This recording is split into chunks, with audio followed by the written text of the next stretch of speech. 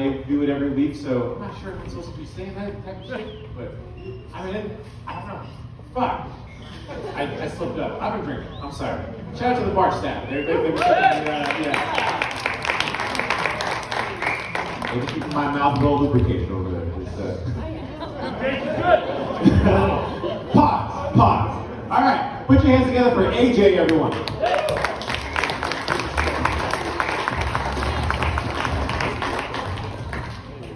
Hey, how's it going, everybody? All right, sounds good. Give it up for yourselves tonight. You guys are great. This is an awesome crowd to have out here tonight. My name's AJ. Moved here to New Mexico when I was in high school. Moved here from Illinois. And the move was honestly interesting. I really wasn't used to anything about New Mexico, the food, the scenery, or anything like that. You guys get sun here like 90% of the year, so I thought that was pretty great. It's wonderful. But, what really threw me off, this was the first place somebody offered me sunscreen. And I didn't know how to respond, so I just said no. And, I work outside, not just like all day long, basically. And every morning I always see everyone rush to like go put on a bunch of sunscreen, and it's just crazy to me because, they're lathering it on there. And they still come out sunburned. And then there I am just laughing like, inferior mortals. May the sun cleanse your impure skin. Now I got an HR meeting to go to next week and shit. Kind of fucked up there. Just a little bit. Do you guys know that you can make like interracial emojis now on your phones? Yeah, you can make interracial emojis. I thought that was pretty cool. The world's advancing. A lot's happened over time. Even just with this past year, there's been so much going on. I got furloughed for a little bit, and I had to start looking for a job. So I just put in a bunch of applications on Indeed and went for whatever I could find, really, excuse me. And so one place called me back like same day. They were like immediate, like, you can come down now and we can get you started. I was like, well, all right, that sounds great. And when they spoke with me over the phone, I decided to use my white voice.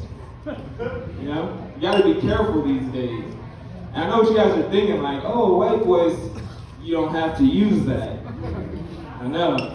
Well, for myself, over the phone, just to make sure I can kind of at least get an interview to talk about my skills, I make it a little bit more proper. Oh, well, yeah, that sure is swell.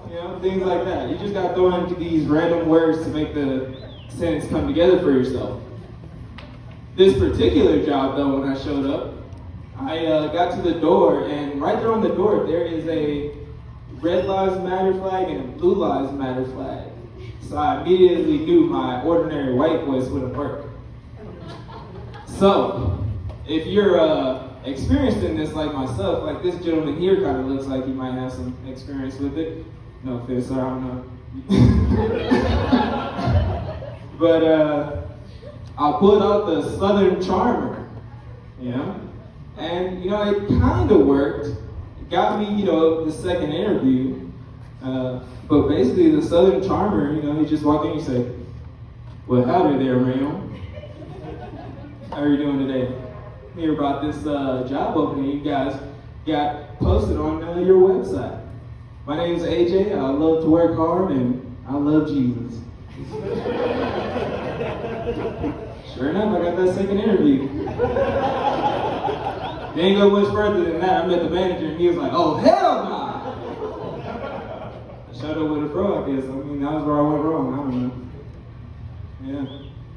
But man, moving to New Mexico definitely has been crazy to me. You know what really trips me out about New Mexico? And I moved here from Illinois, so I was used to it, but I wasn't used to it. The crime rate here is ridiculous. Blows my mind every time. And in Illinois, when something happens, we forgot. It's everywhere, all over social media. Everyone's crying. Oh my God, I can't believe it happened. Oh wow, this is terrible. But here, you guys hear about crime. It's like, well, shit, must be Tuesday. Damn, y'all real calm for somebody just got shot. That shit is crazy. I got somebody trying to break into my car one time, and I really didn't know what to do, so I kind of just let them attempt it for a little bit.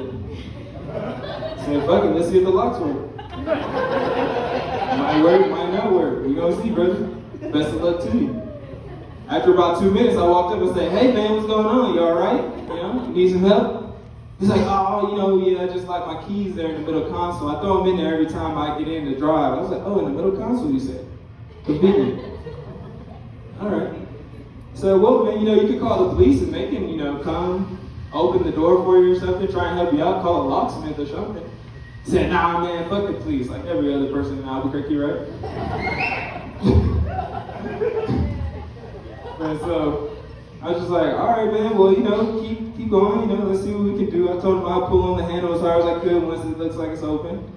He's like, thanks, man, appreciate your help.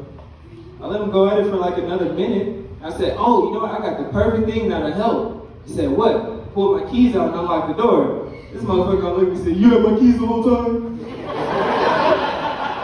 Bitch, if you don't back away from my car, what is you talking about? I pay all of this car note, I'm upset. I still let him go. I said, better luck next time, man. But if you see this fusion, I got low jack. I'm gonna find your ass, bro. We gonna iron it out. For real. Man, it's just tough. I'm a bit of an ageist, if I said that right. Basically, I'm a little bit like prejudiced towards old people. Hey, I'm sorry, guys. It's just, I worked in customer service for a minute, so old people just got on my nerves. I'm sorry. But what it was for me is that, like, old people on social media don't know how to really use it. For example, they always do something like comment like, hey, call your auntie, Uncle Earl's not doing too well. You could have sent that shit in the message. Now everybody messaging me like, hey, how's your uncle doing?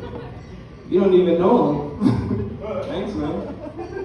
The one who really gets me though is my uncle, just because when he's on Facebook, he doesn't know if he's commenting or posting a status. So every now and then he just sneak disses people without actually knowing that he's like posting the status for everybody to see, and he's not actually replying to these comments. And so one time I caught him in a sneak diss, and it was towards me. I was a little hurt. I had sent out a status and I said, basically it was the lyrics to Gold Digger, everybody, She takes my money when I'm in need. Yeah, she's a trifling friend indeed. And it's just like, whatever, posted it. I'm young, I can do things like that and not have to worry about, the future or anything. It's not like it'll come back to haunt me. It'll be alright. But so, I post that, and then a few minutes go by and I'm strolling. Next thing you know, I find his status, and it reads, there's no such thing as a gold digger. Women are just naturally expensive. So, find a woman in your price range and stay in your lane.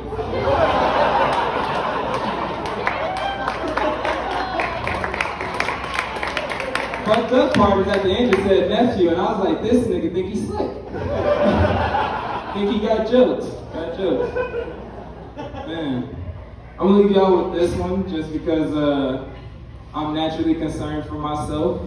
Being an African American man here in America, there's a lot of pressure put on you, and I'm nervous about exactly where I stand compared to other black men in penis size. And it makes you wonder, because it's like, all right, I've seen this shit on porn. That can't be real. That's gotta be like some other shit. You know what I mean? Niggas see it. Oh, wow. Yeah, this is true. He did tell a joke about that earlier. You're right. Yeah, Black Beauty, right? Absolutely. That's his porn name? That was his prison name. Ah. Okay. I've seen that video. Yeah, I'm not gonna watch it again. I'm just leave it there.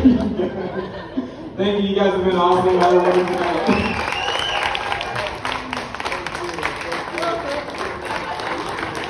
AJ, everybody.